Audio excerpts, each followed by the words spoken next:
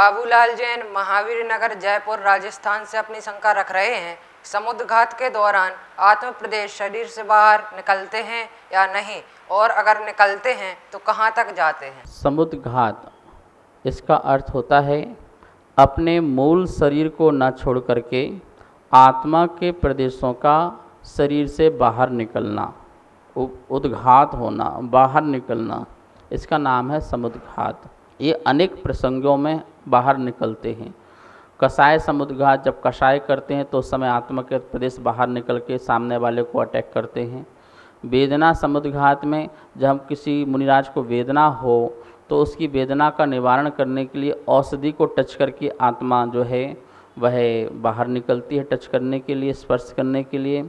मारणांतिक समुद्र घात में जहाँ पर जन्म लेना है तो वहाँ पर आत्मा स्पर्श करके फिर पुनः आत्मा शरीर में पहुँच जाती है, पर मूल शरीर को नहीं छोड़ती। आत्मा का विस्तार होता है, वह फैलती है, ये ध्यान रखना।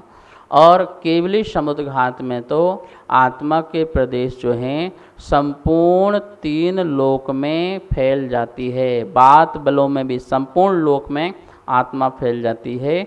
इस प्रकार से समुद्र घात का यदि देखा जाए तो पूरे असंख्यात लोक, असंख्यात प्रदेश में, लोकाकाश के असंख्यात प्रदेश में संपूर्ण आत्मा फैल सकती है समुद्र घात में। और ये आत्मा के प्रदेश शरीर में होते हुए, मतलब आत्मा शरीर में होते हुए शरीर के बाहर भी फैलती है, इसका ये अर्थ लगाना। अभय जैन ललितपुर से अपनी शंका रख रहे हैं कि एक भगवान को छूने के बाद दूसरे भगवान को छू सकते हैं क्या। शुद्ध वस्त्र को पहन करके, नहा धो करके जो पुजारीगण होते हैं भगवान को स्पर्श करते हैं, भगवान को नमोस्तु करते हैं। एक बात ध्यान रखना, पैंट शर्ट पहने वाले व्यक्ति और जो अशुद्ध वस्त्रधारी हैं वो लोग भगवान को छूते नहीं हैं।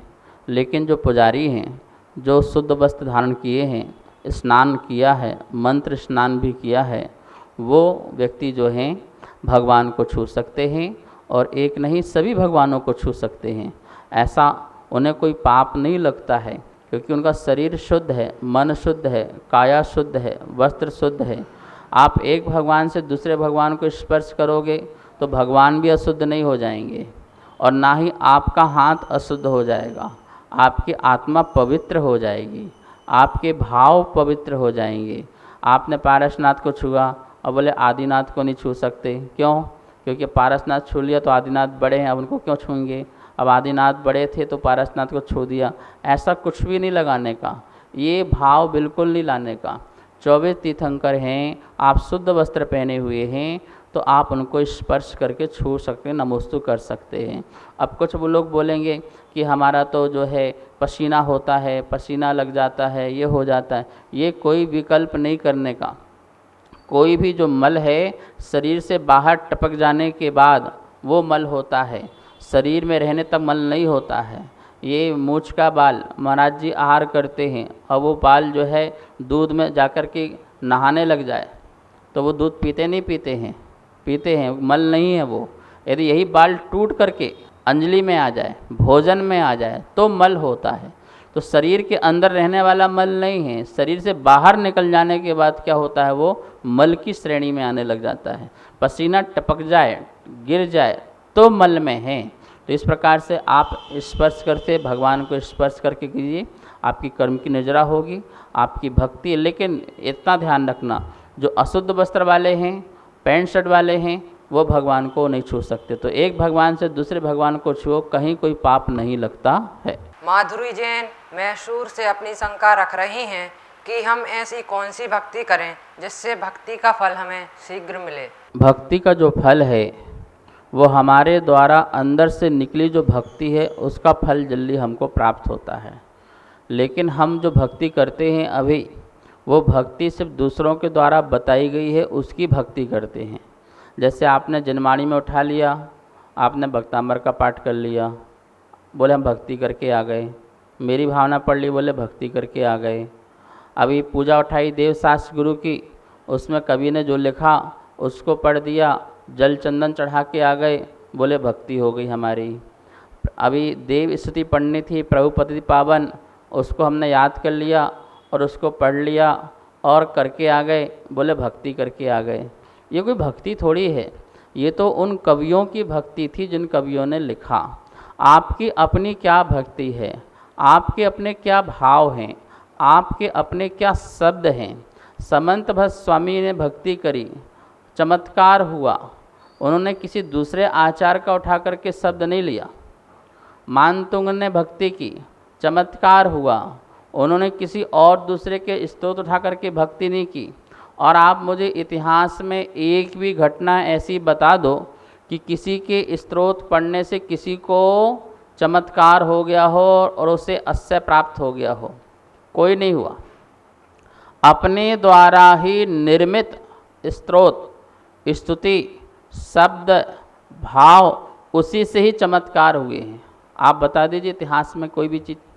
लेकिन वो अपने द्वारा ही जो स्तोत्र पढ़ा, बनाया, भक्ति की, अथवा किसी दूसरे के स्तोत्र को भी पढ़ा तो पढ़ने के बाद उसमें उसकी इतनी अटूट भक्ति थी, इतनी अटूट भक्ति थी, जिसके कारण अस्य भी हुए हैं, चमत्कार भी हुए हैं।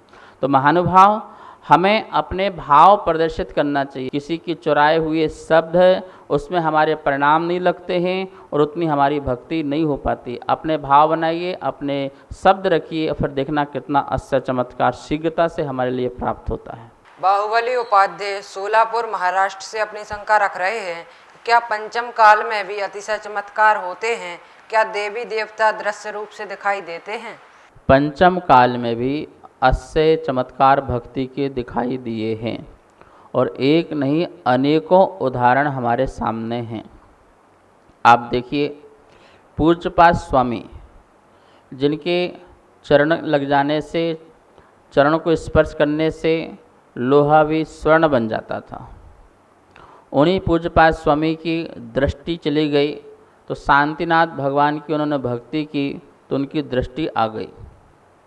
बादी सिंह आचार्य जिनको कोढ़ हो गया था और उन्होंने भगवान की, पारसनाथ भगवान की भक्ति की और उन्होंने कहा कि जब आपका जन्म होता है तो पृथ्वी स्वर्णमय हो जाती है और जब मैं आपको अपने चित्त में रखूँगा तो मेरा शरीर स्वर्णमय क्यों नहीं हो जाएगा। और ऐसी भक्ति की एक ही भाव स्रोत जो आप पढ़ते हैं, एक एक कड़ी पढ़ते गए और शरीर का सारा क्या है, रोग कोढ़ दूर होता गया। ये भक्ति देखिए पंचम काल में। ऐसे ही कितने आचार्यों की, समंत भट्ट स्वामी ने भक्ति की, चंदप भगवान प्रकट हो गए। मानतुंग स्वामी ने भक्ति की, 48 ताले टूट गए। ये कोई चौथे काल के अस्य नहीं हैं, ये पांचम काल के अस्य हैं। आचार्य भूतबली पुष्पदंत आचार्य ने मंत्र की आराधना करी और देवी देवता साक्षात प्रकट हुए दृश्य रूप में। लोग बोलते हैं कि आजकल देवी देवता दृश्य में नहीं आते, अदृश्य में आते। अरे दृश्य में ही सामने, तभी तो भूतबली पुष्पदंत देखा कि ये देव का ऐसा स्वरूप नहीं है, स्वरूप विकृत है, और फिर दोबारा साधना करी तो फिर वो सामने प्रकट हुए। इसी प्रकार से भक्तांबर की 48 कहानियाँ हैं, उसमें एक एक देवी देवता प्रकट होते हैं और सामने उससे पूछते हैं। तो इस प्रकार से देखा जाए कि पंचम काल में भी दृश्य रूप में देवी देवताओं का आना होता है और वह जो है हमें अस्य चमत्कार दिखाते हैं। तो इस प्रकार से हम ये नहीं कहें कि पंचम काल में भगवान की भक्ति का चमत्कार हमें दिखने को नहीं मिलता है और अस्य दिखाई नहीं देता, नियम से दिखाई देता। आप अच्छे से भक्ति कीजिए और सम्यक भक्ति कीजिए, नियम से हमारे जीवन में भी अस्य प्रकट होंगे। बंधु सादर जय जिन, आपके मन में अगर कोई भी आगम से संबंधित शंका है तो आप नीचे दिए नंबर पर भेज सकते हैं और शंका का समाधान आगम के अनुसार प्राप्त कर सकते हैं। धन्यवाद। जय जिनेन्द्र।